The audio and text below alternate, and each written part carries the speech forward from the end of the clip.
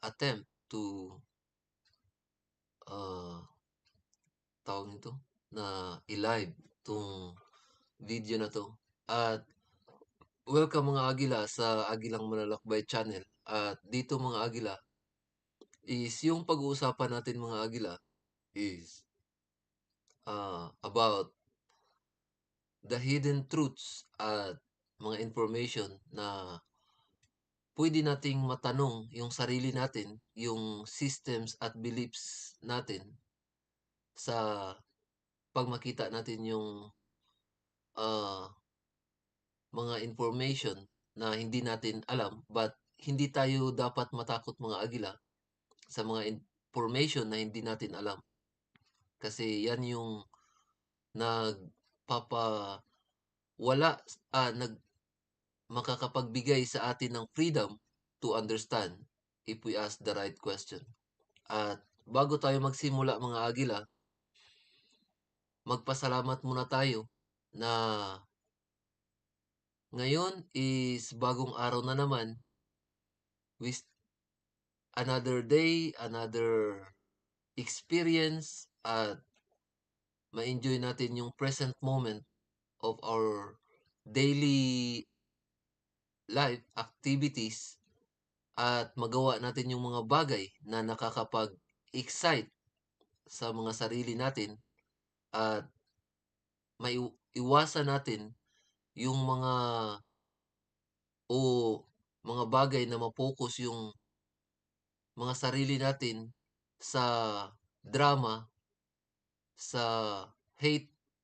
So dito mga Agila, we are focusing our energy to the things that can excite us at to experience na matuto tayo from anything.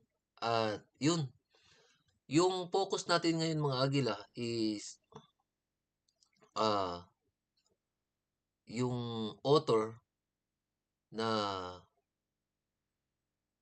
one of the most reliable source of information when it comes to the field of ancient and tawag nito, yung mga ancient information. At ito mga Agila is si Billy Carson.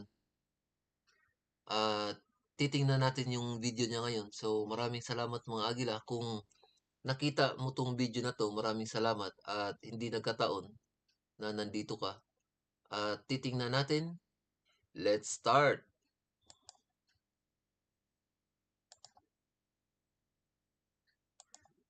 A spicy topic, wow, but has now reached number 1.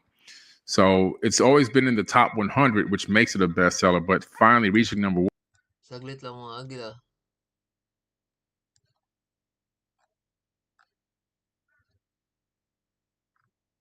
Alright. Hey, all right. Welcome, everyone. Thanks for hanging out. I had to push the podcast back 1 hour. That's why we're starting at 9 instead of 8, because I had an IT guy working on the internet here. And it was going up and down. I didn't want to start the podcast and could not finish, or either have it interrupted in between. So I had to wait for him to get completed with his work, and he's gone now. So we are all set. All right. Hey, I see Eric said he just ordered the Compendium of the Emerald Tablets. Thank you, Eric. I appreciate that. By the way, let me go ahead and give myself one more real quick shameless plug on that, because the Compendium of the Emerald Tablets is a number 1 bestseller on Amazon. Number 1 out of 3.5 million books in ancient civilization. So thank you to every single person out there. I appreciate you guys. Thank you so much for all the support, all the love, and all the amazing reviews that the book has gotten. Those reviews have done a lot, because those reviews literally, they help the algorithm for on Amazon to allow people to see it more. And so with over 1,660 plus reviews, 1,660 reviews or so, the book has gotten a lot of notoriety. and has been a bestseller for quite a while, but has now reached number one. So it's always been in the top 100, which makes it a bestseller, but finally reaching number one and sustaining that for actually a couple of weeks. Pretty incredible. So again, thank you everyone for supporting and being a part of the journey and reading the Compendium of the Emerald Tablets. If you don't know what that is, that's my book. If you're just now joining us for the first time, Compendium of the Emerald Tablets by Billy Carson. It is available on Amazon and, of course, on 4BK.TV or forbiddenknowledge.com. And my Egyptian Mystery School has a lot of knowledge and wisdom that comes out of this book, which I put into my Egyptian Mystery School teachings, which are on exclusively on forbiddenknowledge.tv or 4BK.TV. You can also get it on Apple TV, Roku, Amazon Fire TV. You can get it on iOS platforms and Google Play, as well as the web, the Forbidden Knowledge with the number 4, Forbidden Knowledge TV app. All right, guys, today's going to be a hot topic, as you all know, a spicy topic. From time to time, I come on here and talk about different religions. I've been talking primarily about now the religion of Christianity for the last few months, just maybe once or twice a month. I'm going to move on to others very soon. I've covered others before, but you got to recycle because a lot of people, they missed it in the beginning, or maybe I didn't have that many followers when I first talked about them. So I'm going to be going through and breaking down a lot of these different religious books and texts and belief systems and breaking them all down. But in a very constructive way, in a way that hopefully educates you and allows you to begin to ask more questions. Because one thing about dogma, it's basically taught to you and forced upon you. And then what they do is they teach you to not ask questions. Don't question this information. Don't think about the ramifications of this information and what it's doing to the world and how it's affecting you and others psychologically and physiologically, but just focus on the end result. The end result is being swept away into this magical heaven, right? And living on for eternity. But to do that, you have to go through all this turmoil and death and destruction and everything else. And if you don't follow in line just the exact right way, if you don't pay just enough of the right amount of money, you may not make it to that great beyond, that great, amazing location they call heaven. So, during my times and travels all around the world, talking to indigenous cultures, talking to different peoples, and understanding that heaven itself, according to the ancient people, according to the wisdom keepers that has been passed down and handed down through verbal histories, and also in ancient texts and tablets, they believe that the heaven that religious people are nowadays calling this magical location that you travel to, that you transcend to, for them, heaven was actually another location. And it was a location that was based off of leaving Earth and going into space. And the people that taught them this, according to them, not according to Billy Carson, came from space, came from another place, another location, whether it was another dimension or whether it was another planet. Either way you want to put it, they didn't come from Earth, making them, by definition, aliens. And so, when you look into a lot of these religions, actually all of them, every single one of the religions, you find something very interesting, very, very interesting. And what you find is that in these religions, I should say, the people, they don't understand that they're worshiping a being or an entity that claims to not be of this earth. And so when you're worshiping and praying to an entity that is not of this earth, you're praying and worshiping an alien. Look up the definition of alien in Webster's dictionary. Okay. And it's either a person from another region on the planet coming to your location, or it's an entity or being coming from off the earth, from outside of this planet. And so if you look at the definition, by definition, Every religious person is worshiping aliens, whether they want to admit it or not. There's no way to escape it. That's the actual definition. They're worshiping aliens. And if they claim that they're not worshiping aliens, then what they're saying is that their God that they're praying to and believing in is from Earth. So now making that entity a person and not a God. And they don't want to take that away from it either. So it's a conundrum. But again, they've been taught not to ask questions, so they don't want to question it. You know, in the Italian church, don't question the Lord, don't question God, right?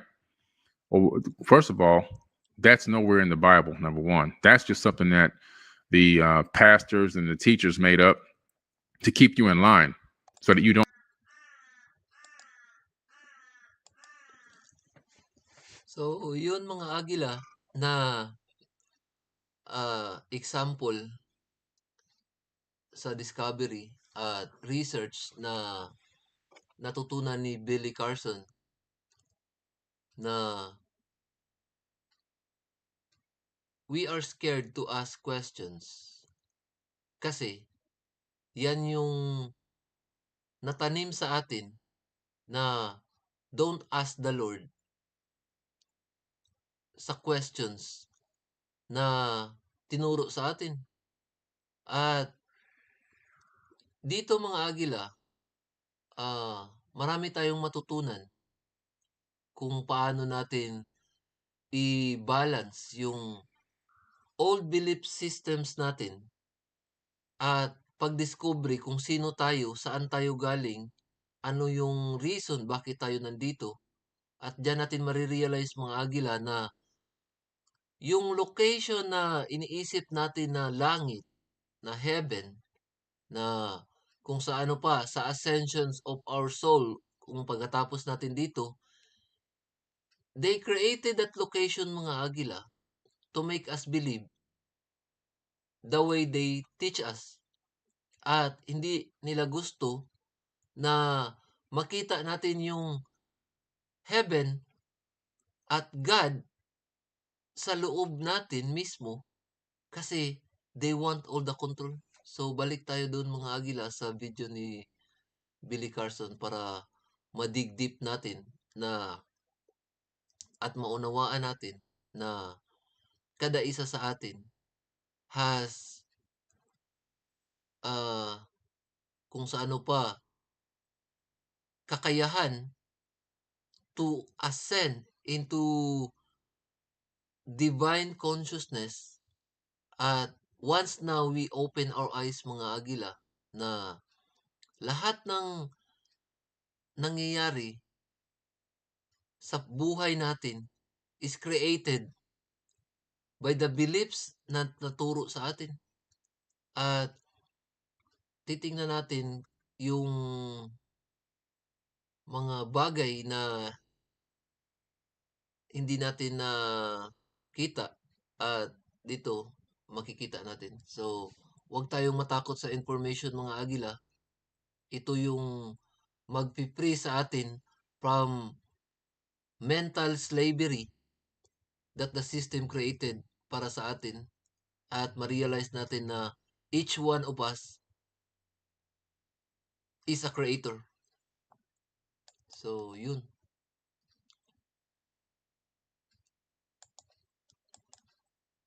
Don't ask too many questions because you know why? They don't actually have the answers. So that's one of the main reasons why. And so it's an interesting thing because the more you look into these ancient texts and these tablets, and the more you look into, all these different religions that have cropped up, you start to realize that they took the majority of their knowledge from ancient texts and tablets. And then the powers that be, they twist it here, turn it there, sprinkle a little something over here, sprinkle a little something over there, and convert it into their own ideology and their own dogma. And then they shove it down your throat, and then they make you shove it down your kids' throats, and you can keep shoving it and shoving it and shoving it. And then generations later, it's accepted, right? Like I always say, when you're born, you're given a name, a race, and a religion. and you spend the rest of your life defending a false identity. Literally, that's exactly what happens. And you defend this false identity until your death. You really truly believe that's who and what you are, and that is your designated belief system, not completely understanding that your belief system was pre-programmed into you.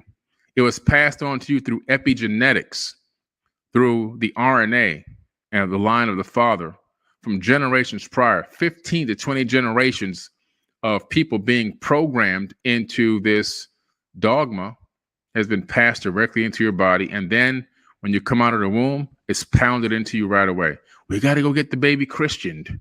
We got to go get the baby, doused in water, right? This holy water. We got to get the baptism going.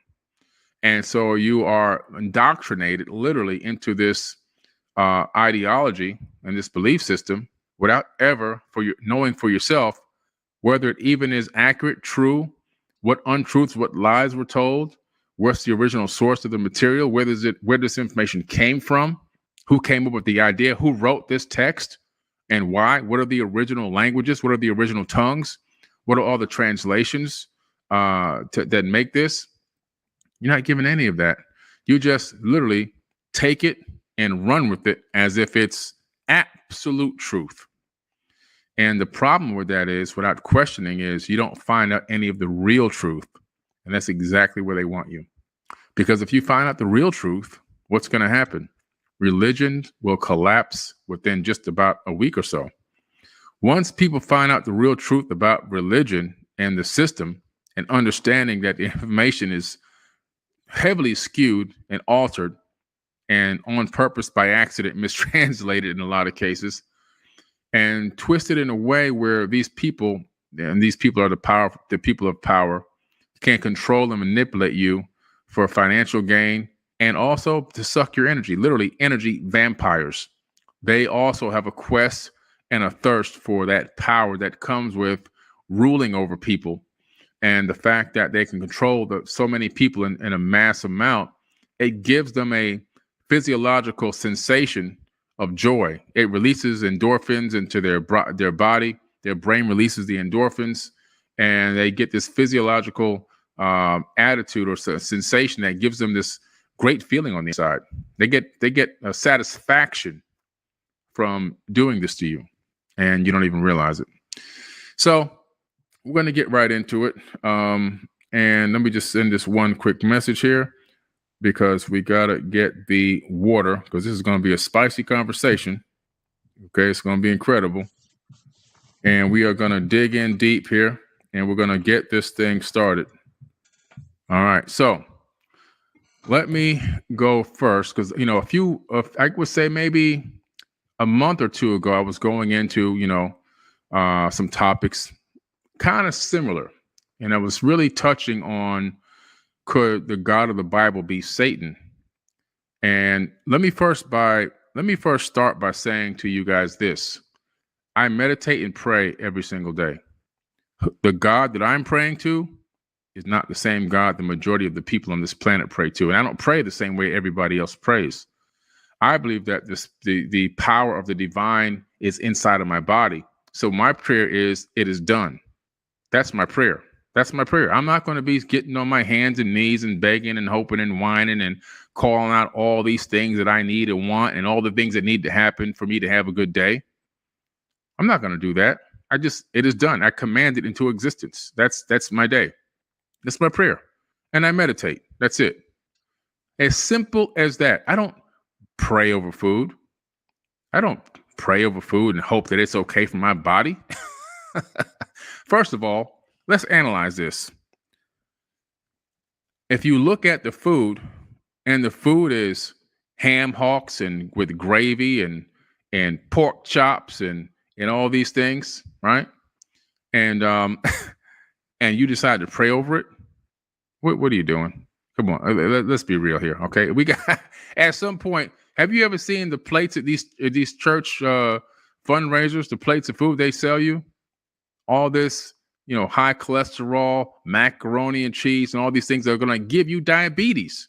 And then you pray over that food as if some magical way you're trying to cast a spell. This is what you try to cast a spell on the food so it doesn't kill you. But guess what? Fail every single time.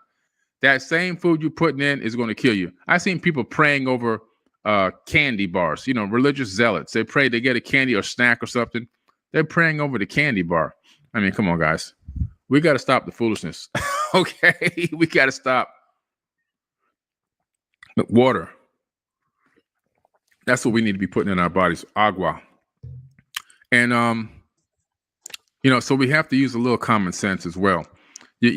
People want to pray for military soldiers want to pray that they can destroy their enemy. So they believe in their mind that the creator of the universe, which I believe there is a creator of the universe. I believe this because the mathematics and the quantum physics proves that we're living in a creation. We're living in a fractal holographic matrix. It was created by somebody. Somebody programmed this matrix. We're living in a coded program, period, point blank. No matter how you want to, how you can wrap or can't wrap your mind around it, that's what we're living inside of. And that's a creation created by someone, somewhere on the outside of this realm.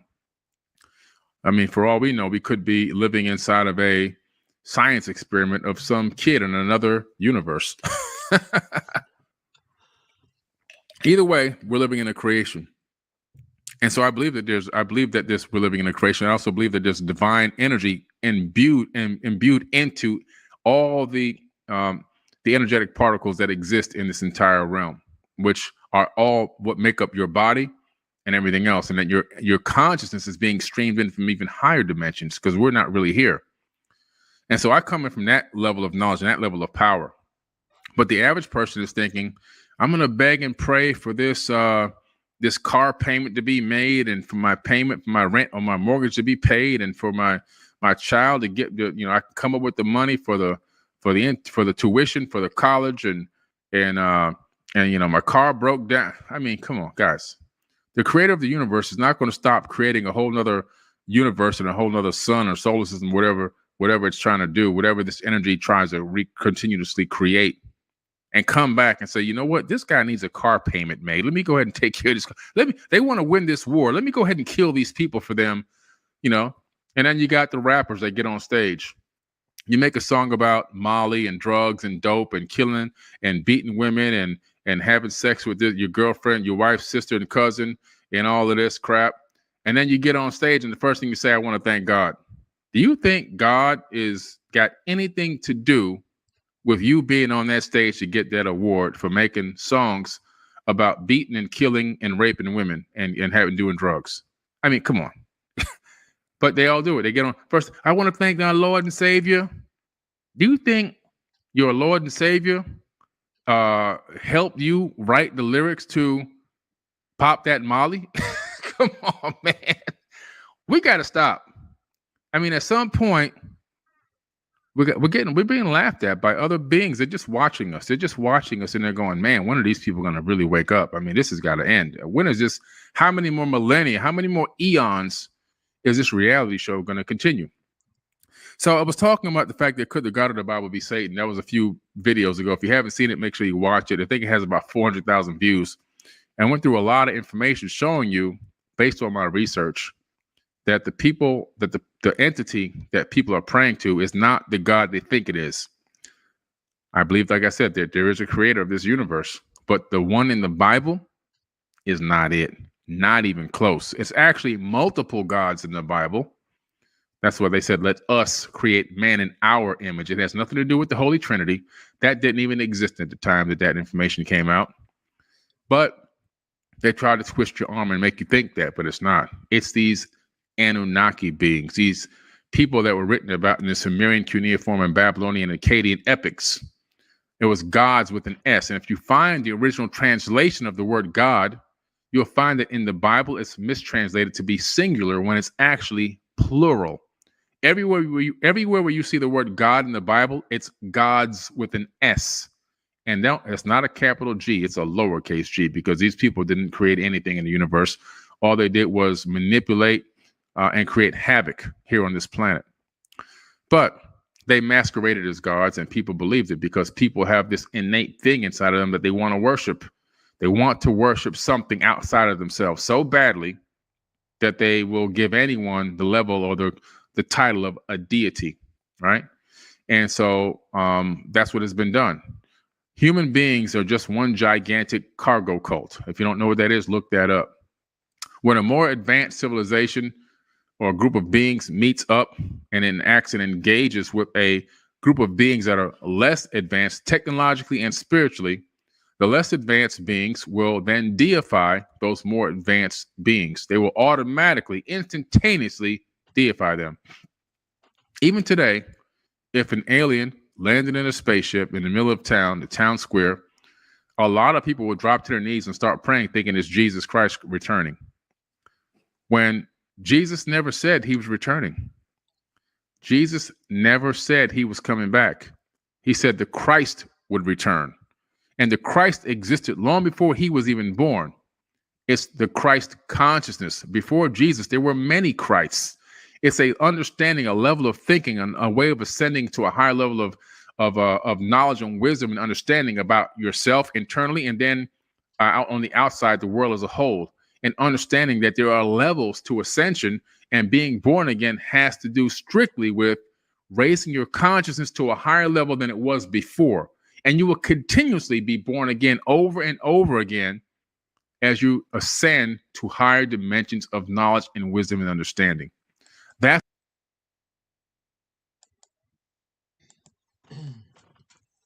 Yep. Yung sa explanation mga Agila, kung maunawaan natin na yung pinapaniwalaan natin is yung pagbalik ni Jesus Christ dito sa mundo, but ang ang ang explanation is yung Christ mga Agila is kung sa ano pa, nasa sa atin na yung coming of Christ mga Agila as explanation sa mga authors, mga ancient researchers. Yung Christ mga Agila, it talks about the expansion o yung pag-growth ng awareness natin, ng wisdom natin, at nandyan na yan sa mga sarili natin. At hindi yung pinagdarasal natin na pagdating ng Christ sa labas ng sarili natin. At yan yung nag-create ng separation of understanding, the frequency and energy na kung sa ano pa makilala natin at malaman natin kung sino tayo. At yun, balik tayo mga Agila. That's what being born again is all about. It has nothing to do with dousing your head in some kind of water or a pool of water and somebody praying over you and all that kind of foolishness. Nothing at all. That's all stuff made up by men. And anything that a man touches is corrupted. If you look at the ancient mysteries, being born again is all about how far you can ascend consciously. And then looking back on that previous level you were at and realizing, wow, I was there. Now I'm here. I learned so much to get to this level. Now there's even another level. And the top level, who knows where that's at? It's a continual process of growth, nonstop. I'm still learning. I'm still growing every single day. Every single day, there's more to learn. There's more to understand. There's more knowledge and wisdom to gain. That's why I love to travel to these places and meet up with these indigenous cultures and these sages and these wisdom keepers and talk to them, so I can find out from their perspective what is their handed down verbal history is closer to the truth than any book you can even pick up. And they're all telling me the same exact thing. Jesus is not returning. The Christ will return. The Christ consciousness. When that comes back in each and every individual person, we will head into a golden age.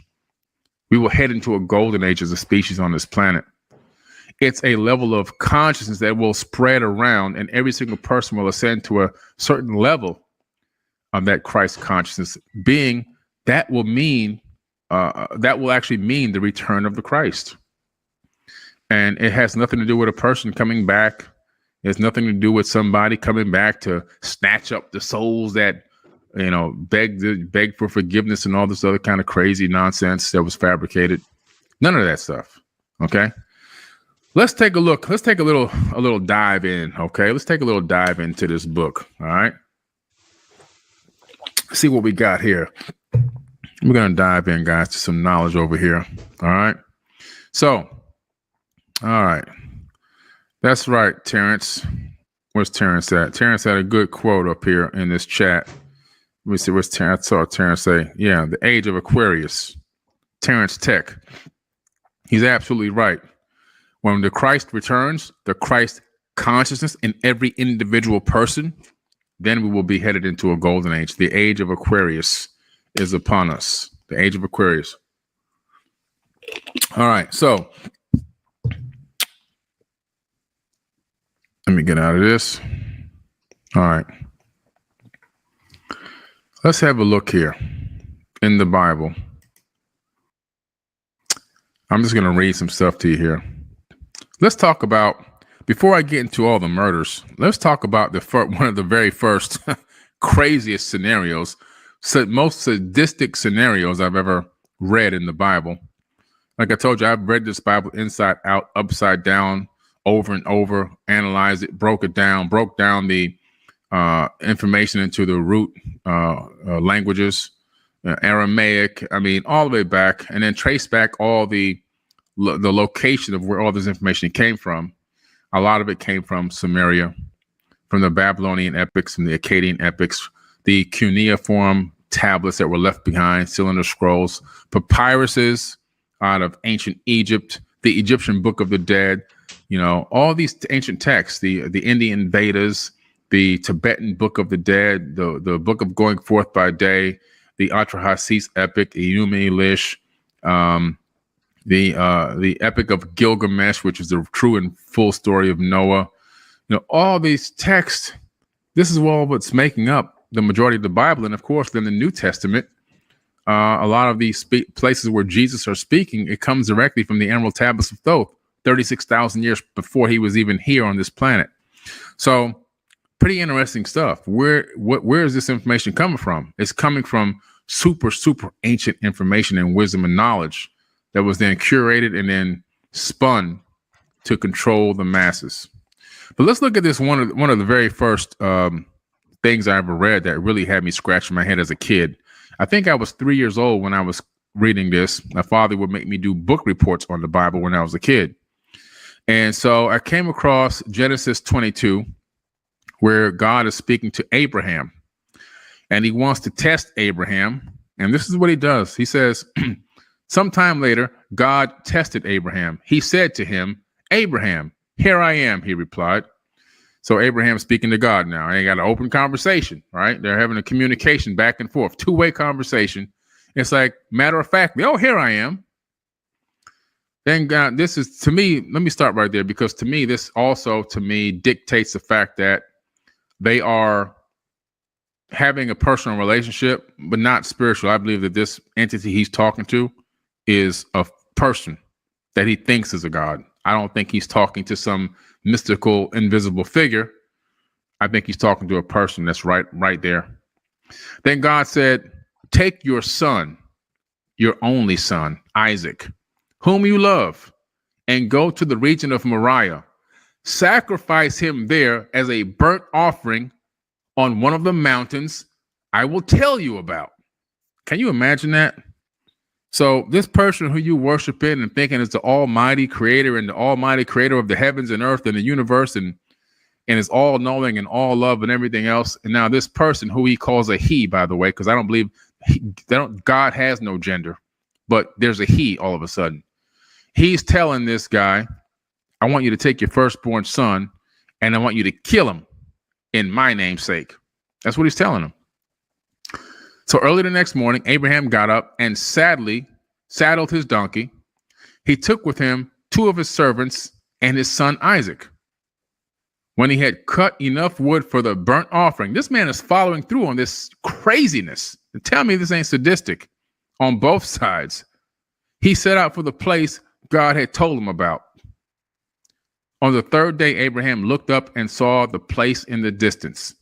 He said to his servants, "Stay here with the donkey while I and the boy go over there. We will worship and then we will come back to you." So he's lying now. Now he's telling a lie. He's trying to tell his servants, man, we're just going to go over here and pray for a minute and come right back. He ain't doing that. He's getting ready to go murder his own son in the namesake of this fake God. Okay? Abraham took the wood for the burnt offering and placed it on his son Isaac. So now he's putting the wood on his son. Talk about going in raw. He's crazy. And he himself carried the fire and the knife as two of them went together. Isaac spoke up and said to his father Abraham, "Father." "Yes, my son," Abraham replied. "The fire and the wood are here," Isaac said. "But where's the lamb for the burnt offering?" He don't even know he's about to get murdered by his own dad. He doesn't even know his dad is taking him up there to kill him in the name of his God with the lowercase g. Abraham answered, "God himself will provide the lamb for the burnt offering, my son."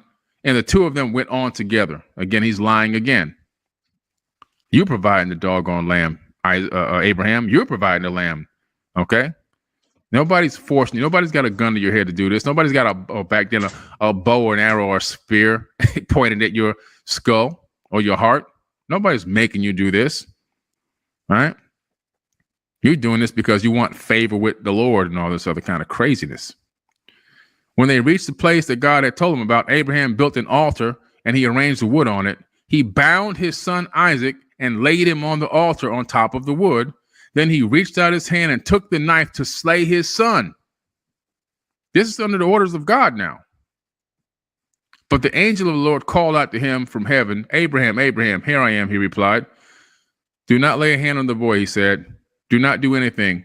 Now I know you fear God."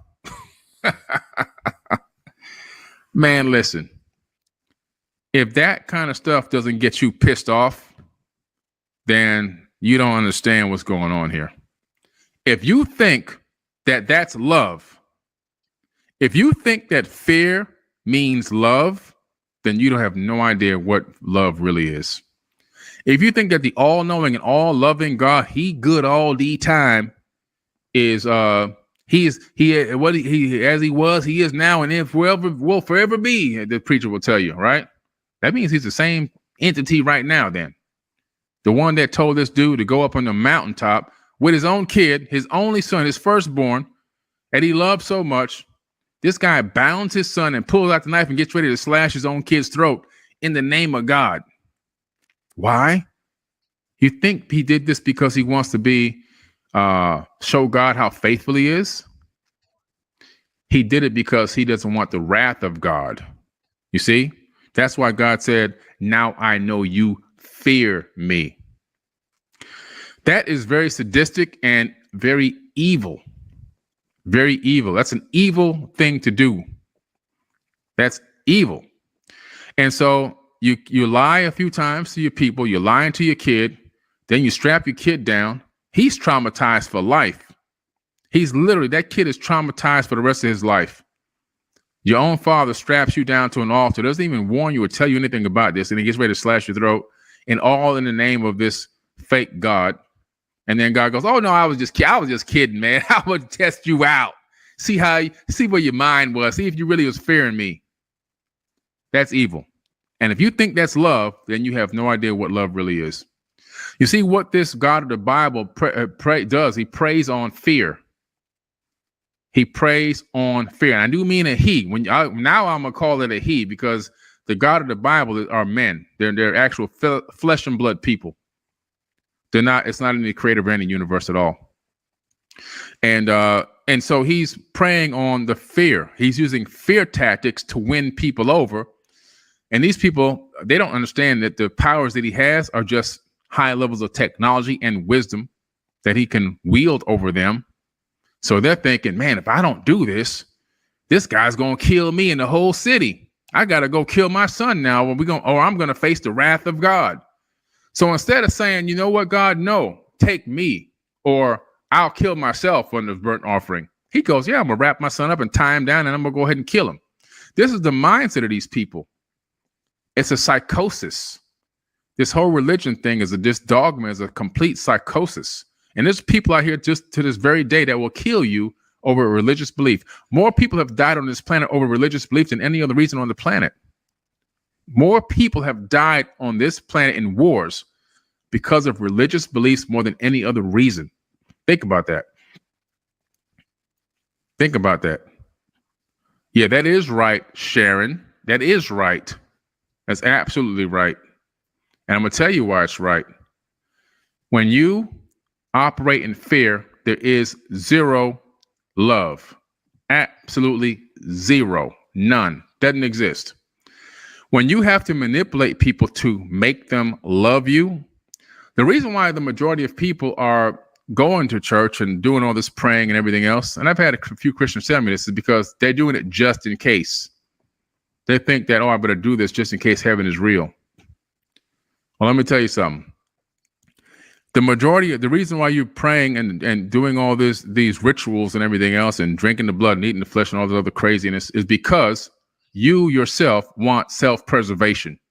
You do not want to burn in this fake lake of fire that doesn't even exist because that was added to the Bible. The lake of fire doesn't even exist. It's fabricated.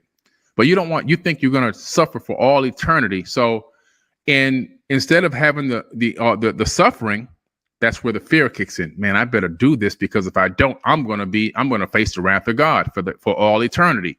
So then what people do is they pretend, I'm calling on the Lord. I love the Lord. It's all about self-preservation. That's the problem. It's all about self-preservation. Let's have a look here.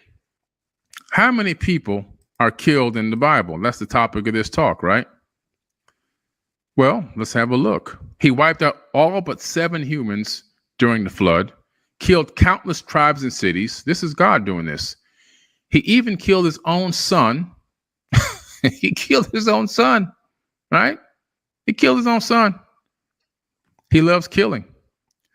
He killed around 3 million people according to the Bible. Okay? This is the God of the Bible. So who's doing all the killing in this Bible?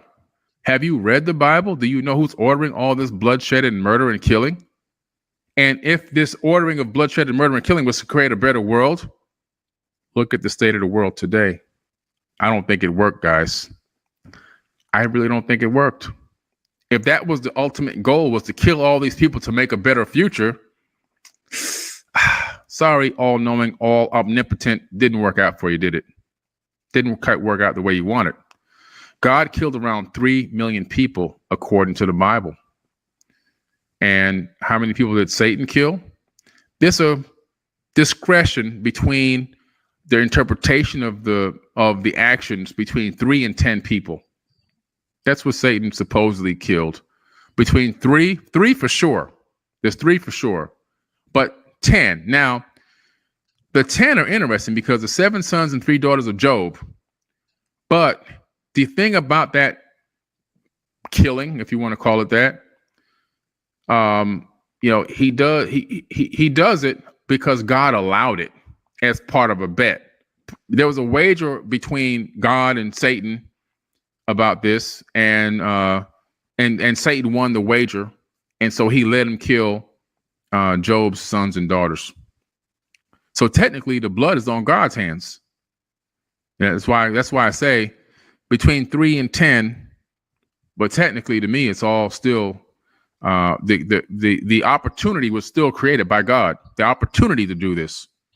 So when you analyze that and you go, man, out of all these people, millions of people were killed and slayed by God, and only a handful, not even enough to count on both hands, were killed by Satan. And most of them were as part of some opportunity that God gave him to be able to do it. It just doesn't make any sense. Who's doing all this killing? Do you think it's the creator of the universe, the all-knowing, all-loving God that creates planets and universes, that transcends time and dimensions, that can create molecules and atoms and all this kind of stuff? Or are you finally wrapping your brain around the fact that it's most likely not that entity, but most likely someone or some people that masqueraded as gods back then and fooled I mean, pure tomfoolery. These people hoodwinked these people and got them believing in this information. But in all essence, this entity or these entities, these people were not God at all. They were just normal flesh and blood people with more advanced knowledge and wisdom. And because of that, they were able to rule over people in a way that the people would deify them and pray to them. And then that same tactic that they use in fear to get people to worship them and work for them as like slaves, to get them to kill and slaughter one another, is the same exact teachings that you're getting today and teaching to your kids. It hasn't changed. It's the same exact teachings, except you try to sugarcoat it and try to, oh, it's because it was in some of the Old Testament and things were different back then. No. God is the same all the time. So you got to stop the contradictory information. Then I like I did the last time on the last video, I went straight into the New Testament and showed you everything. It's the same thing in the New. Yeah, oh, this is the Old Testament. Oh, well, let me show you something in the New Testament then. Well, Jesus basically, he said, I'm an advocate for slavery. Yeah, slaves. Make sure you honor and worship your master like you would honor and worship me. That's in the Bible. That's in the New Testament. Oh, yeah. And if talking to the slave master, hey, if you beat him too good now, listen, don't kill him. If you don't kill him, then, okay, we let you slide. If you kill him, then you got to pay a fine to the church. Come on, man. This is craziness. Listen, I'm against slavery of any type, and any entity or beings or any writings of anybody who wrote anything about advocating for slavery. I'm totally against that. I guarantee you I'm totally against that. And so what are we talking about here? Who is doing all this killing in the Bible? It's not Satan. It's not Satan. It's not Satan. And all these people, he never said that. Well, listen, anybody on here who want to challenge me and challenge my wisdom, you're more than welcome. Because I guarantee you won't be able to even come close to what I know about this book. You won't be able to even come close. You won't be in the same category. Because your total level of knowledge is only the Bible. You have never read a Sumerian tablet. You have never read a papyrus. You have never read a cuneiform tablet. You have never read ancient texts of any type, Indian Vedas. You've never read the Mahabharata, the Bhagavad Gita. You've never read any of the Indian Vedas. You don't even know any of the source material for the teachings of Jesus, which come out of the Emerald Tablets. You've never read the Emerald Tablets. You've never read any of these things. And so your only base source of knowledge is a concordance and a modern day Bible, which is an absolute joke. An absolute joke. An absolute joke. It can be pulled apart, torn apart, and broken down within just a few minutes. First of all, I ask any Christian, I challenge any Christian, who wrote the Bible? I've never gotten the right answer since I've asked that question. Every time I ask them face to face, who wrote the Bible? They don't have no idea. They start telling me the apostles' names. They start talking about Judas and John and all these. No, they wrote nothing. Those men were illiterate, man. They couldn't even read or write. They were illiterate people. The Bible was written from 100 AD to 900 AD by Phoenicians, followers of Hermes, Thoth, the Atlantean priest king. That's who wrote the Bible. And they didn't write a Bible. What they did was they started copying ancient texts from all over the world, remnants of the Library of Alexandria, copying these ancient texts onto different parchment papers and stuffing them inside of vases and jars inside of caves. Over time, between 100 AD to 900 AD, people, explorers and archaeologists coming across these vases and opening them up, finding all these ancient writings. These ancient writings were copied from, okay, let me translate this tablet onto this writing, onto this parchment paper, and then I'm going to store it away, right? They would study these things and read them inside of caves in the middle of the night and stuff like that. And so over the course of that amount of time, 180 to 900 AD, that's after the death, Jesus and Paul and Judas and Matthew, they were dead 2,000 years prior. They were gone, long gone, ancient history. The Bible wasn't written in real time. Nobody was walking around going, what'd you say, Matthew? Let me write this down again. Wait, say that again, because I didn't quite hear that last sentence. Let me write this down again. Nobody's doing that. Nobody go, no, oh, Jesus, hold on. Say that one more time, sir. I didn't get that last quote you just said. Let me write this down one more time. Come on, man.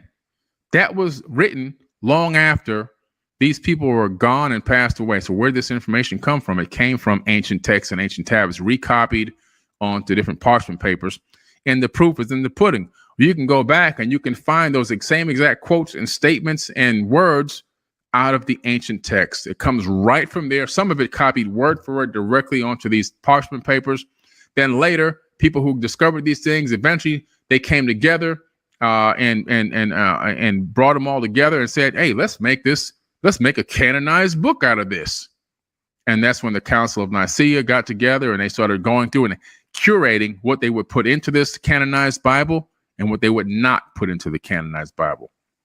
And then when they got to a good mix of neuroscience where they knew they can utilize this information to control masses of people, they said, we're going to put this one out right here. Boom. We altered this. We changed that. We mistranslated this by accident on purpose. We changed this around. We put this over here. We moved this around.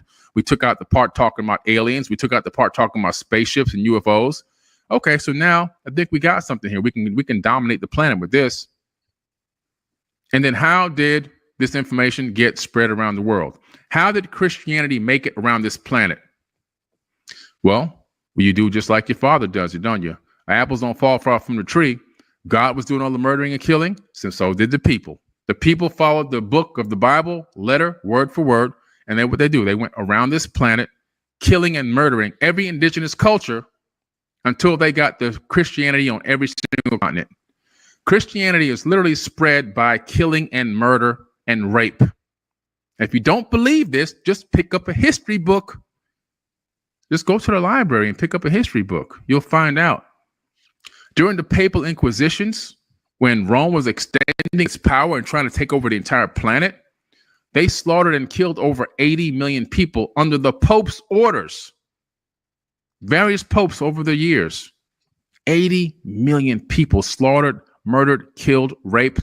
The museums for the Inquisitions still exist. You can go into Rome and you can go to museums where you see the tools that they would use on people. They would use a pope's spear and insert it into a woman's vagina. And then that spear would pop open inside the vagina and explode the vagina from the inside because she wasn't ready to believe in the Catholic religion. They would take a pyramid with a spire on top, a very long needle, steel. They would raise a man up, bound him by his hands, raise him up, and then they would roll him down onto that spire through his anus and roll him back up again and roll him back down again and roll him back up again until he died. This is how they got the town to say, man, we better follow this stuff or this is going to be us. They would take and go to an indigenous culture. Every continent has been attacked by these people. They go out and every continent you could think of, they show up with we're here to bring you the good news. And then the next thing you know, you're getting raped, pillaged. They take the chief of the town, bring the chief to the center of the town, call everybody down. Then they burn the chief or kill the chief or torture him in front of everyone and say, now you learn our language and you learn our religion or this is going to happen to you. And that's how Christianity got spread around the planet. It didn't get spread by love and all the good vibes and all this kind of stuff. And we bring in the gospel and the good news to the planet. No, it got spread by rape, torture, murder, killing. And then after that happened to that first generation, but the second generation and the third generation comes, now they're born right into it. They automatically are into it. They're automatically into it. That's it. They're done. They're in. They're in. They're hook, line, and sinker. They're done. That's their new dogma. That's their new belief system. And then they're going to teach it on and on and on and on and on. These people were geniuses how they put this thing together. Absolute geniuses. That's neuroscience at the highest level. They applied that neuroscience through this text, manipulated it, and used it to manipulate the entire planet, which generates today trillions of dollars globally. Globally, trillions of dollars. And people that are running around here dropping on their knees and begging for all this stuff. And that's not even how that they got you thinking that's how you're supposed to pray. Drop down on your knees and weep and beg the Lord to give you this and beg the Lord to give you that. That's not how it works. You haven't read the text. You haven't read the ancient tablets. And you haven't read the parts of the Bible that they didn't corrupt, that they forgot to take out. Like the fact that you are gods. You forgot about that, didn't you? That you yourself are God. And that Jesus said, you will do greater things than me. Oh, you forgot about that, didn't you? Let me read a couple of Bible quotes to you that'll blow your mind away. Hold on a second. I'll read a couple of Bible quotes to you. Now, I went over some of these before in the previous video, but I have a few that I didn't touch on. But I'm going to touch on a couple of these because you need to understand what you're doing here, what you guys are believing in, and what you're following is an absolute farce. Check this out. This is some crazy stuff. Black people are still right now the the last people on the planet. We're still last against all the other races in terms of where we've grown consciously and spiritually, financially, economically on this planet. We're still in last place. It is a fact. It's a fact. You can try to be like, oh, but we got DB. No, we're as a complete group globally, add up all the black people around. Black people are still being sold as slaves in Libya today. $400 a head.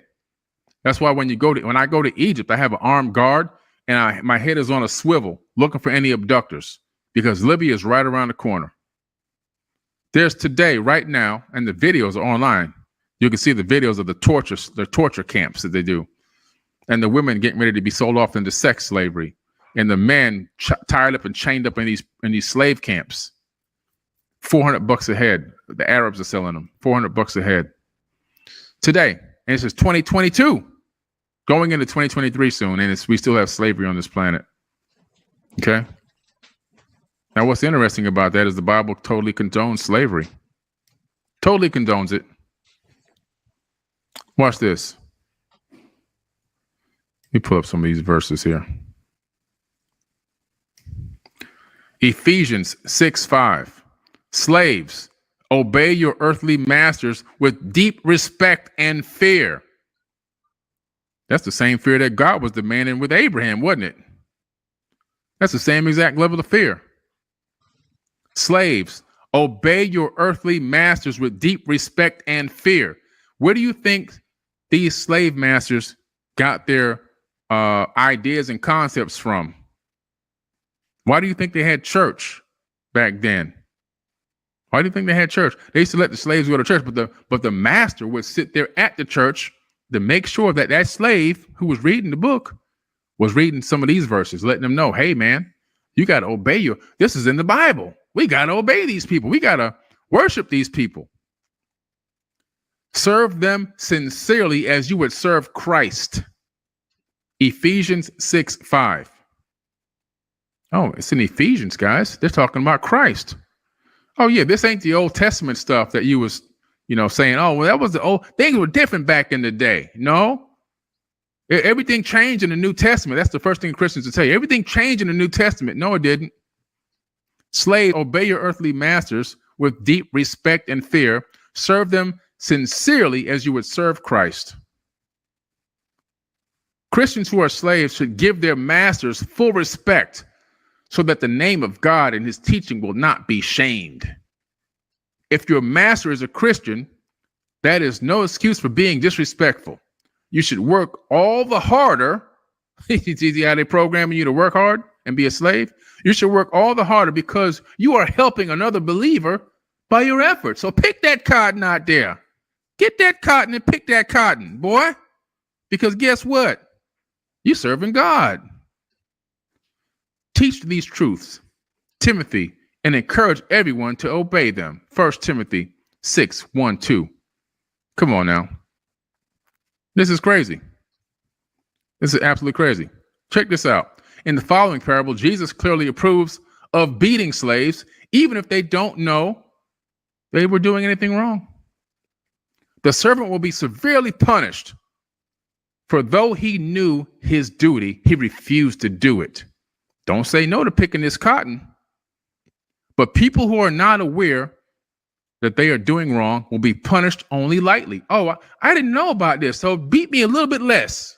Okay, don't beat me too much, just a little bit less. Just beat me just a little bit less, and I'll be good. I'll be a good slave again. Much is required from those whom much is given. Oh, they use that all the time, don't they? Much is required from whom much is given. They use this all the time. That's a famous quote, but nobody knows that quote comes from the advocation of slavery in the Bible. Nobody knows that. Much is required from those to whom much is given, and much more is required from those whom much more is given. Luke 12, 47 through 48. You didn't know that. That's a famous quote that everyone uses, right? They use it all the time.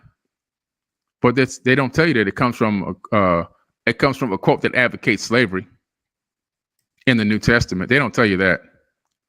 You see, there's just so much of this going on, so much murder and killing and pillaging in this book, where these gods with an S, lowercase g, were people, were fighting each other, and they were using humans to do these battles.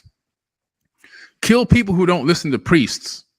Anyone arrogant enough to reject the verdict of another judge or of the priest who represents the Lord your God must be put to death. Such evil must be purged from Israel. Deuteronomy 17:12. Right? Kill homosexuals. If a man lies with a male as a woman, both of them shall be put to death for their abominable deed. They will have forfeited their lives. Leviticus 20:13. And ironically, in most Christian churches today, homosexuality is actually pretty much normal, but they're not killing each other. The majority of them are homosexuals, and a lot of these bands and the choirs. I mean, it's a fact. Come on, it's a fact. Don't get offended. It's a fact, and it doesn't bother me at all. I'm just saying they didn't read this part, I guess. Death for hitting dad. Whoever strikes his father or mother shall be put to death. Death for cursing parents. If one curses his father or mother, his lamp will go out at the coming of darkness. We're going to put his lamp out. We're going to put the lamp out. Right? Death for adultery. If a man commits adultery with another man's wife, both the man and the woman must be put to death. There's a lot of authorized killing here. Now, a lot of this came out after the 10 Commandments, by the way. So the 10 Commandments came out in the beginning, thou shalt not kill. And the next thing you know, kill non-believers. They entered into a covenant to seek the Lord, the God of their fathers, with their heart and their soul. And everyone who will not seek the Lord, the God of Israel, was put to death, whether small or great, whether man or woman. 2 Chronicles 15:12 through 13. Kill. If you don't believe in my God, you got to die right now. This is after the Bible says, thou shalt not kill. All this killing comes. Matter of fact, when Moses went to the top of the mountain and got the 10 Commandments, he came back down. He didn't like what was going on in his camp, so he started killing everybody. After he got the commandment to not kill, he came back down and started killing everybody. But this is all authorized by the God. Again, not my God, not my God of this universe. This God, this fake God inside the Bible. Kill women who are not virgins on their wedding night. How would you know? How would you know that this lady ain't a virgin? Yeah, you know. But if this charge is true, that she wasn't a virgin on her wedding night, and evidence of the girl's virginity is not found, they shall bring the girl to the entrance of her father's house, and there her townsmen shall stone her to death, because she committed a crime against Israel by her unchasteness in her father's house. Thus shall you purge the evil from your midst. Deuteronomy 20 through 21. Kill followers of other religions. Oh, we got the right religion here. We know everything. We're geniuses over here. We got like 2,000 IQ. So if your own brother or your own son or daughter or your beloved wife or you or your intimate friend entices you secretly to serve other gods whom you and your fathers have not known as gods of any other nations, near at hand or far away, from one end of the earth to the other, do not yield to him or listen to him, nor look to him with pity upon him, to spear or shield. Nor look with pity upon him, to spear or shield him, but kill him. This is crazy. So if somebody comes up to you and like, look, man, I know you into this whole thing with this Abraham God and all that. But check this out. I have some little information I want to share with you that I found out about some other things that exist. Right away, if you do that, that's it for you. You're done. They're gonna turn your clock off. It's over for you.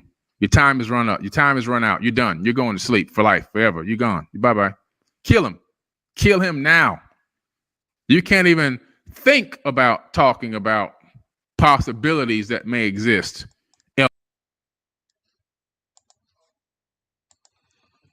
Yup. At umabot tayo ng 1 oras. Yun mga agila na yung mga information mga agila na matutunan natin is huwag tayong matakot to ask and explore na ma-expand yung awareness natin at yung consciousness natin kung sino tayo at ano yung belief systems na for thousands of years yung wala tayong rights to ask questions about all these things na hindi natin nare-realize nagke-create ng separation of understanding na paano natin mabigyan ng meaning yung mga buhay natin kasi we are trapped in these belief systems energetically at without even asking the questions, tama ba to? At dito natin mabubuksan yung mga isip natin mga agila na lahat tayo is kung sa ano pa interconnected at the system created this separation through race at labeling na ikaw yung matalino, dapat ganito ka.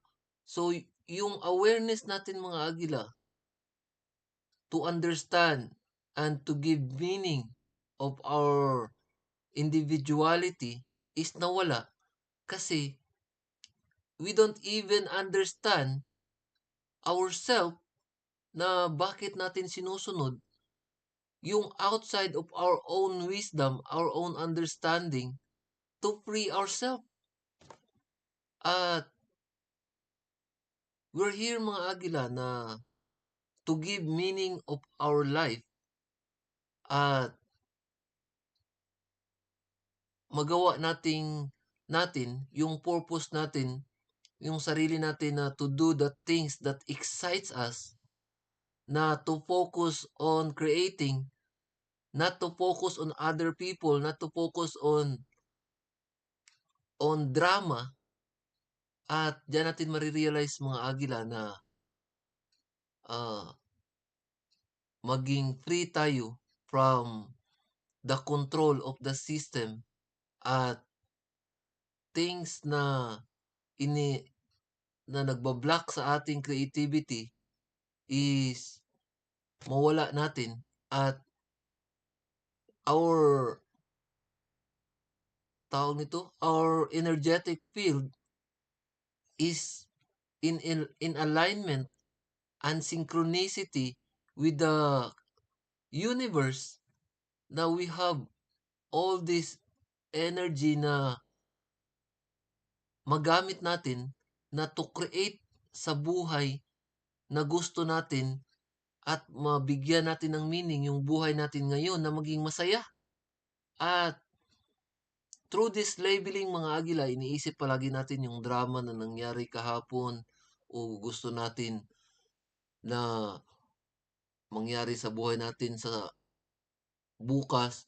But hindi natin napapasalamatan yung buhay natin ngayon na to experience, to learn, to love, to be happy. Kasi napokus tayo sa maling paniniwala at yun mga agila to ask questions na diyan natin marirealize na we are in a love frequency.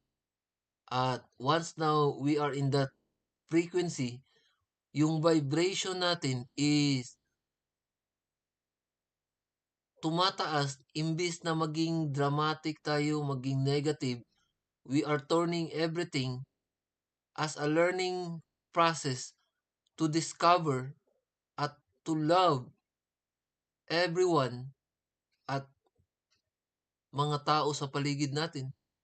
At diyan natin marirealize mga agila na yung mundo is nabuhay sa fakeness. At ang nangyayari, ang mga tao is ayaw nila yung authenticity. At malalim yun sa mga agila. So, yun ang mga agila. Maraming salamat kung nakita mo tong channel na to.